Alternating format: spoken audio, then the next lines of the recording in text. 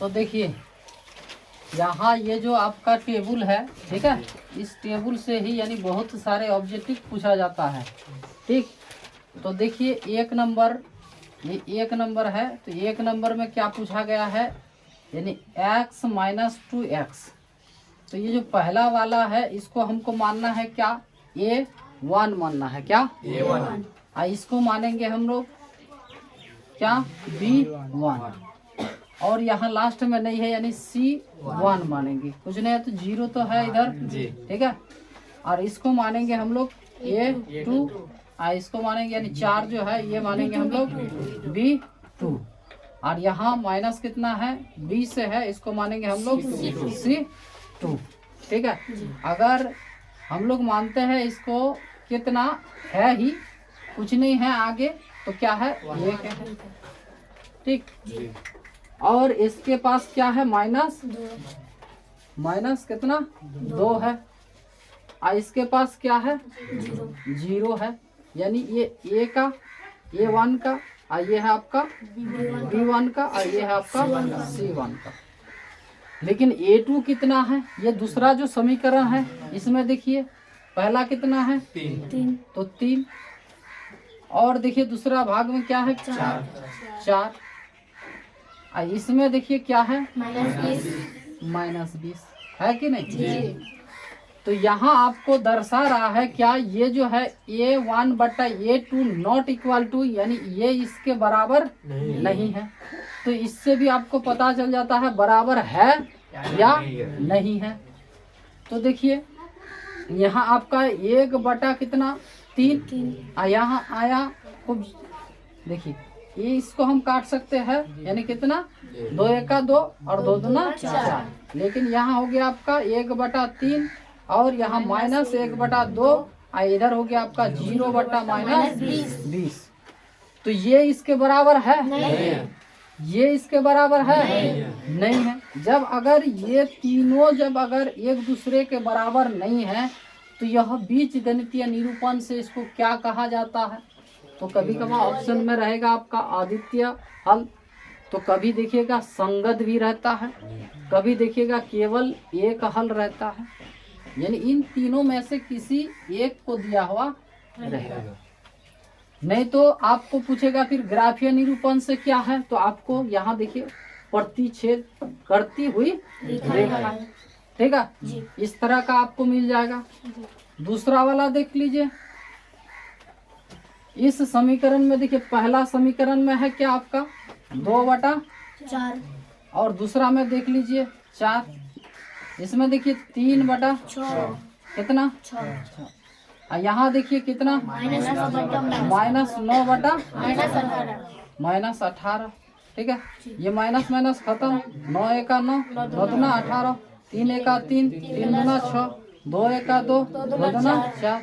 तो देखिए ये 1 बटा 2 इधर है, यहाँ पर 1 बटा 2, यहाँ भी 1 बटा 2, तो ये इसके बराबर है, ये इसके बराबर है, यानी तीनों बराबर है।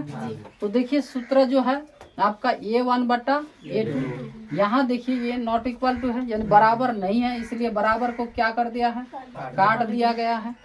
यहाँ देख लीजिए इसको भी काट दिया गया है, लेकिन यहाँ नहीं काटा गया है, मतलब क्या, ये जो है तीनों जो है क्या है, एक दूसरे के बराबर है। जब इस तरह का आ जाएगा आपका समीकरण में, तो इसको बीज गणितीय निरूपण से इसको क्या कहते हैं, अपरिमित रूप से आने का हल, या फिर उसको कह सकते हैं क्या, संगत भी कह सकते हैं। और ग्राफीय से इसको यानी क्या कहते हैं, संपाती रेखाएं। तीसरा देख लीजिए, यहाँ देखिए कुछ नहीं है इसके आगे, समीकरण 1 में तो 1 है, और नीचे देख लीजिए क्या है, 2 है, और इसमें देखिए 2 बटा कितना 4, और यहाँ देखिए -4 बटा 12, ठीक है। तो ये तो इस यानी माइनस खत्म हो गया, 4 एका 4 और 4 तिया 12, 2 एका 2, 2 दूना 4, रह गया आपका 1 बटा 2 बराबर 1 बटा 2, और लास्ट में देख लीजिए आप 1 बटा 3, ठीक ठीक है जी। तो ये इसके साथ मिल रहा है जी। लेकिन ये और ये दोनों नहीं है, तो ये क्या इसका बराबर नहीं है। तो इसको क्या कहेंगे, कोई हल नहीं, क्या कोई हल नहीं, या फिर इसको क्या कहेंगे, हाँ। और ये ग्राफिया से क्या कहेंगे, समांतर रेखा, समांतर रेखा। तो इसी तरह का यानी ऑब्जेक्टिव यानी पूछा जाता है ज्यादातर। देख लीजिए आप लोग, ये एक नंबर कह रहा है समीकरण युग्म इतना, ये देखिए, तथा इतना के हल है, इनमें से क्या होगा, यानी ए बी सी डी। तो पहले आपको यानी यही से आपको यानी क्या करना है, जांच कर लेना है। इसके आगे कुछ नहीं है तो क्या है, एक है, इसको ले लीजिए -3 2, यहाँ कितना है 2, यहाँ देख लीजिए -6, यहाँ देख लीजिए 5, इसका कितना है 1। तो इसको अगर काटते हैं तो ये क्या 2 1 2 2 3 6, तो यानी 1/3 माइनस, अब माइनस इधर भी कितना आया 1/3 बराबर इधर कितना है 5/1। ठीक है, ये तो इसके साथ मिल रहा है लेकिन इसके साथ ये नहीं मिल रहा है। तो ये कह रहा है क्या होगा, आदित्य हल होगा। देखिए है नहीं है, अनंत हल होगा नहीं, क्या कोई हल नहीं है इसमें, देखिए तो ये वाला आपका क्या हो जाएगा, सही हो जाएगा। ठीक है जी। अगला वाला देखते हैं, 2 नंबर में क्या कह रहा है, फिर समीकरण इतना, ठीक, और फिर समीकरण इतना। तो इसके आगे क्या है 2 और 4, इधर देख लीजिए फिर 5,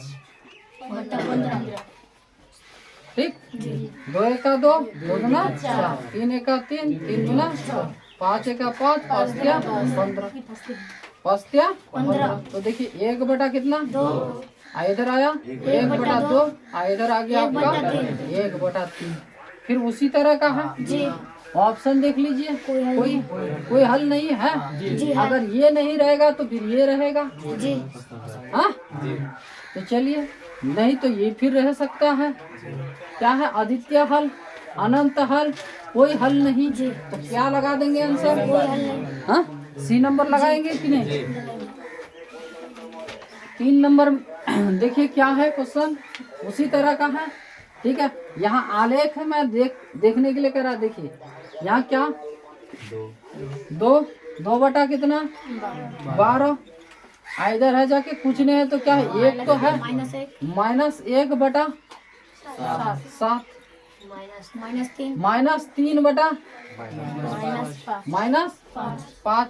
देखिए ये एक दूसरे से मिल रहा है, नहीं मिल रहा है। तो ये कह रहा है, देखिए इस भाग में क्या है, संपाती सरल रेखाएं है। अगर एक दूसरे के साथ नहीं मिलेगा तो क्या प्रतिच्छेद करती हुई रेखाएं है कहीं पर, देखिए प्रतिच्छेद करती हुई सरल रेखाएं, ये हो जाएगा आपका सी नंबर आंसर जी। ठीक है, आगे चलते हैं। 4 नंबर क्वेश्चन क्या कह रहा है, समीकरण युग्म इतना, वही समीकरण दे दिया गया है। 2 बटा कितना लिखेंगे 12, 4 बटा कितना लिखेंगे 6, 3 बटा कितना लिखेंगे 6। ठीक है, इसको काटिए, 2 1 2 2 6 12। ठीक है, 2 1 2 नहीं सॉरी 2 दूना 4, 2 3 6, 3 1 3 3 दूना 6। देखिए 1 बटा कितना आया 6, बराबर इधर कितना है 2/3, इधर कितना है 1/2। तो एक दूसरे के साथ मिल रहा है, नहीं मिल रहा है। तो यहाँ ऑप्शन देख लीजिए आप, क्या हो जाएगा, कोई हल नहीं, यानी तीनों नहीं। यहाँ क्या हो जाएगा, केवल एक हल, तीनों नहीं मिल रहा है ना, तीनों नहीं मिल रहा है तो क्या हो जाएगा आपका, केवल एक हल, या फिर उसको यानी आदित्य हल भी रह सकता है, या फिर संगत भी रह सकता है। तो देखिए बी नंबर, कहाँ बी नंबर, केवल एक हल, क्या एक हल, तो यहाँ दे देंगे हम लोग एक हल, केवल नहीं दिया गया है, ठीक है, एक हल, तो इससे डरना नहीं है आप लोग को। चलते हैं 5 नंबर क्वेश्चन। यदि रेखिक समीकरण का युग्म असंगत है तो उसके निरूपित क्या करने वाली रेखाएं होगी। तो देख लीजिए आप लोग, यहाँ नहीं देखना, यहाँ देख लीजिए, यहाँ कह रहा है असंगत, तो असंगत तो ये वाला है जी, ठीक है। तो कह रहा है यदि रेखिक समीकरण का युग्म असंगत है तो उसे निरूपित करने वाली रेखाएं क्या होगी। ये अगर नहीं होगी तो क्या होगी, तो ये वाला हो सकती है प्रतिच्छेद करती हुई रेखाएं, या फिर क्या संपाती रेखाएं। तो ये दोनों देखिए कहीं पर है, प्रतिच्छेद करती अथवा संपाती रेखाएं, ठीक है। यहाँ कह रहा है निरूपित करने वाली रेखाएं होगी, तो क्या हो जाएगी आपका, तो ये नहीं है, तो ये दोनों आंसर हो जाएगा आपका डी नंबर हो जाएगा। चलिए 6 नंबर क्वेश्चन में देखिए, यदि रेखिक समीकरण युग्म का क्या संगत, ठीक है, संगत है, उनके द्वारा निरूपित रेखाएं है। और सुनिए ये 5 नंबर ये वाला आंसर हो जाएगा, क्योंकि आपका क्या कह रहा है असंगत, और संगत अगर बोलेगा तो दोनों का हो जाएगा, इसका भी हो जाएगा और ये वाला भी हो जाएगा, ठीक है। यहाँ कह रहा है 6 नंबर में, यदि रेखिक समीकरण का युग्म संगत है, तो संगत तो ये भी है और ये भी है, ठीक है। तो इसका क्या हो जाएगा निरूपण रेखाएं, तो प्रतिच्छेद करती हुई रेखाएं और संपाती रेखाएं। तो देख लीजिए कहीं पर है डी नंबर में है, तो इसका ये हो जाएगा और इसका क्या होगा ये नंबर, क्या ये नंबर, ठीक है, कोई दिक्कत नहीं। चलिए ऑप्शन में भी ध्यान दीजिएगा आप लोग, क्या बता रहा है नहीं। देखिए 7 नंबर क्वेश्चन, देखिए ये वाला, यदि A1/A2 बराबर B1/B2 C1/C2 तो समीकरण निकाय, ये देखिए यहाँ देखिए समीकरण ये दिया गया है, ये दिया गया, तो यहाँ A1 बट्टा क्या आपका है A1 बट्टा, इधर देखिए A2, इधर देखिए B1 बट्टा B2, और यहाँ C1 बट्टा C1 बट्टा C2। आपको देखिए ये डरा रहा है, यहाँ कुछ क्या संख्या नहीं दिया गया है, संख्या तो नहीं है ना, लेकिन ये देखिए A1 है, ये A2 है, ये इसके क्या बराबर है, ये इसके बराबर है, नहीं है ना, क्योंकि देखिए यहाँ है A, यहाँ है आपका B, यहाँ है C, तो ये एक दूसरे से सब कोई क्या है अलग है। तो अलग अगर होगा तो क्या होगा, केवल एक हल या फिर अद्वितीय हल, तो क्या हो जाएगा अद्वितीय नंबर, अद्वितीय हल। यहाँ कहीं दे सकता है, यानी संख्या अगर देगा, मान लीजिए यहाँ 2 दे दिया गया है, तो यहाँ हम 2 देंगे, जैसे ये सब बनाए कि नहीं, यहाँ 2 दे देंगे।